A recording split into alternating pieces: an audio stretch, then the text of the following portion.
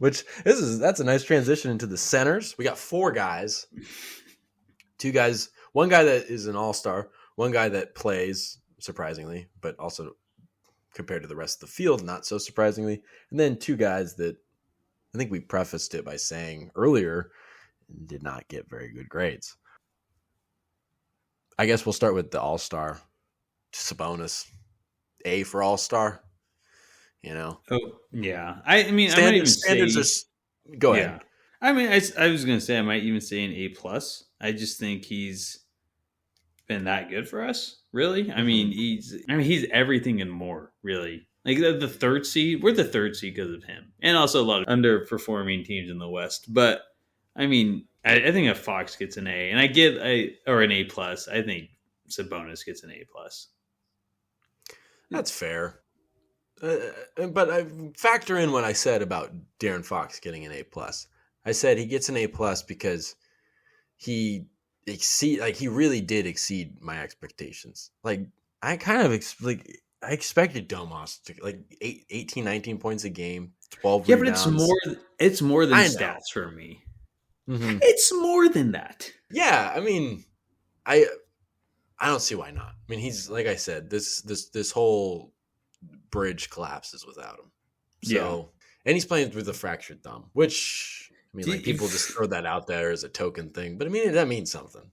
I mean, yeah, why not? That's my name spelled backwards. what that is, Tony. That's interesting. All right, I'll give him an A plus, and I really have no problem giving an A plus, given the fact that what is about to follow is not going to be pretty. Chimezi Mamba. We were kind of talking about it a second ago. C plus is what I gave him in the grades. And it's a very interesting situation with Chimezi Metu because in a lot of ways, we were talking about at the beginning of the season whether or not he had a place in the league. It did not seem as if he had really shown that he definitively did, and that if you could get a replacement for him, there's no reason to keep this guy. I mean, you could easily find somebody that does what he does with maybe a little bit of a higher ceiling. That was our argument.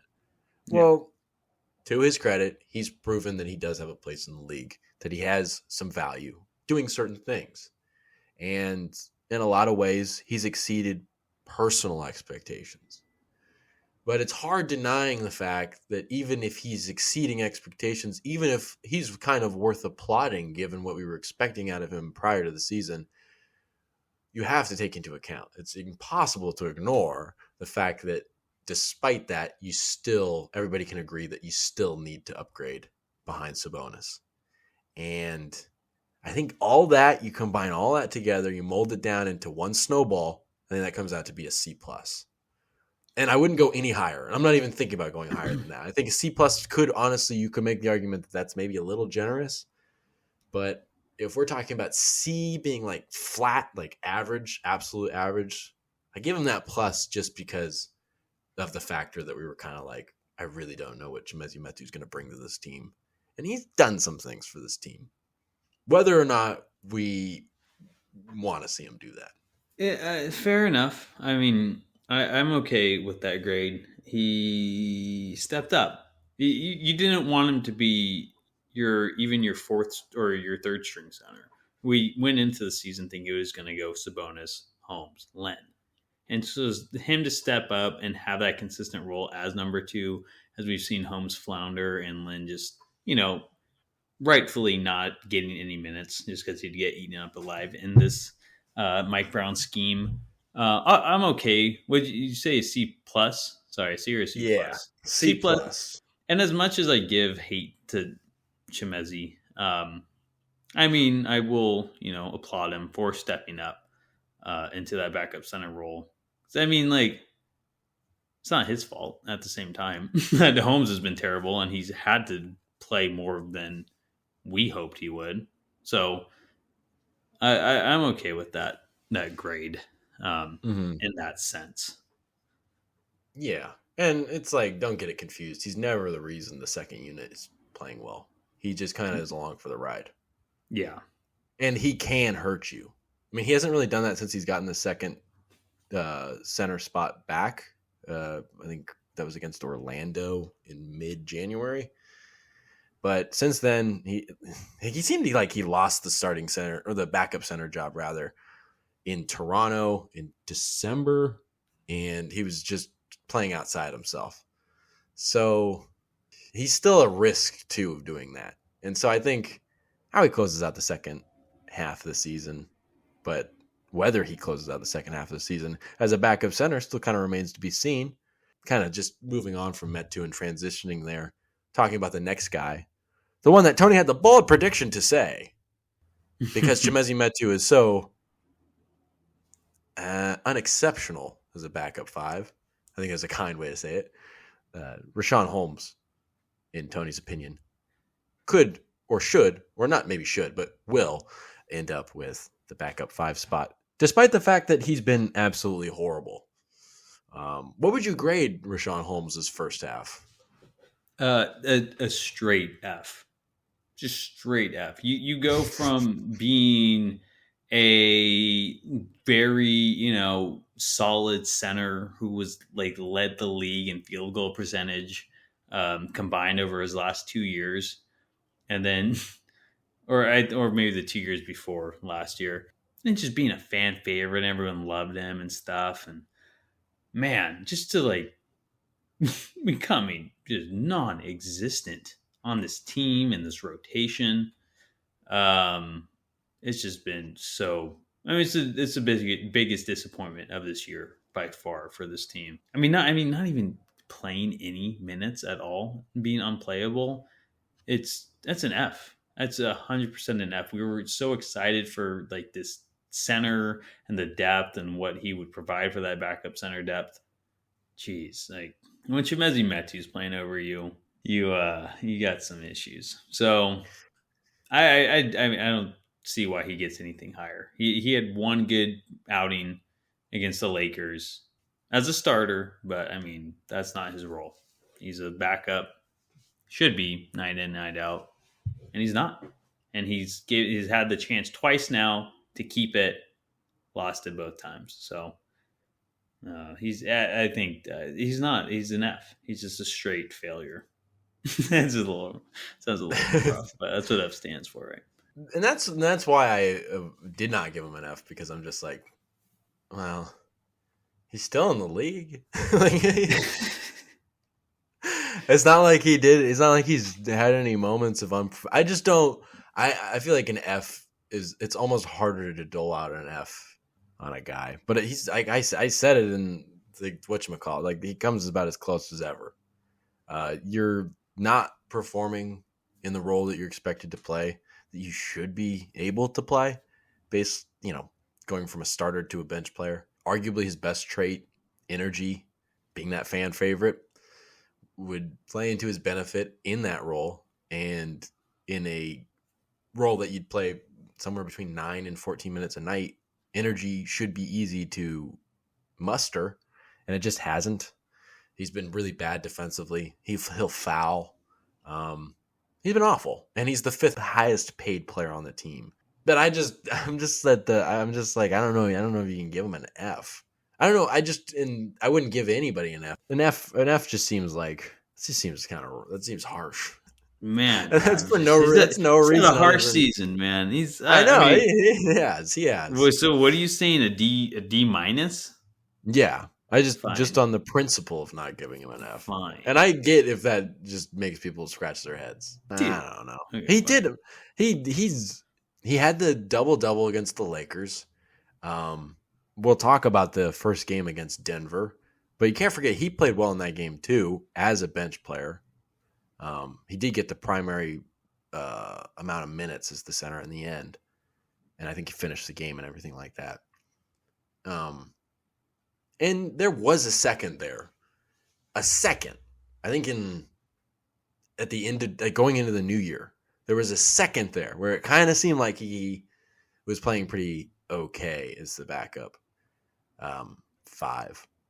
And I just feel like if you're gonna have like those kind of moments, which feels like less relative to the amount of minutes they've played. But that's more positive moments than other guys have given. I don't know. I'm not trying to make excuses for Rashawn Holmes. He's had a horrible season. Like I said, The Kings are getting absolutely nothing out of their fifth highest paid player. But I'm going to be a stickler here and not give out an F. Okay. Okay. No, it's fine. I get you. I hear you. I don't agree, but I'm willing to go to a D minus. I mean, whatever. It was D minus F. What do you Yeah, think? I mean, and honestly, the difference here between D minus and F has like, we're not even arguing based on the merit. We're just arguing about how we view an F. I just view an F as like a failure. You shouldn't be on the team. Like, what are you doing here? Yeah. Yeah. I don't know. But we'll put him down as a D minus. I'll admit that I'm right. No, I'm just kidding. But coming to probably the least seen player on the roster, because when he comes out to play, you probably have already turned the game off. Alex Len, and Oh my god. I think we said this on the podcast already, but think to kind of summarize, Alex Len we came into the season saying that in a similar light as Matthew Dellavedova as the third point guard, Alex Len is a good option for a third center. It's a spot in the spot on the roster rather, where you're not going to see a lot of minutes, hopefully, because that would mean health issues for other guys. And he provides this kind of like experience. He's been in the league for a long time. He has undeniably good size. You know, he can play in the pick and roll. There were things to say about like him being the third center, but I think that in the moments that we've seen him, which have not been a lot, granted, if he's not playing against a big center like Jokic, where he can just kind of like bang with him in and around the paint area, he just doesn't fit into the modern NBA. And again, I would point to the game in Charlotte on Halloween, which I mean, like based on this conversation, people are like, "What is that? The only game you ever watched?" But I just remember it's a great example. It just happens to be another great example for Alex Len. You could see that he lacked speed. If he got switched off onto somebody in some situation, he gave you no chance. You know, the Kings try not to play so much when Sabonis is out there. They try not to get Sabonis to switch as much. But if Sabonis has to guard somebody, he'll give you an honest effort. There's so many moments where Sabonis puts on pretty decent showings on defense.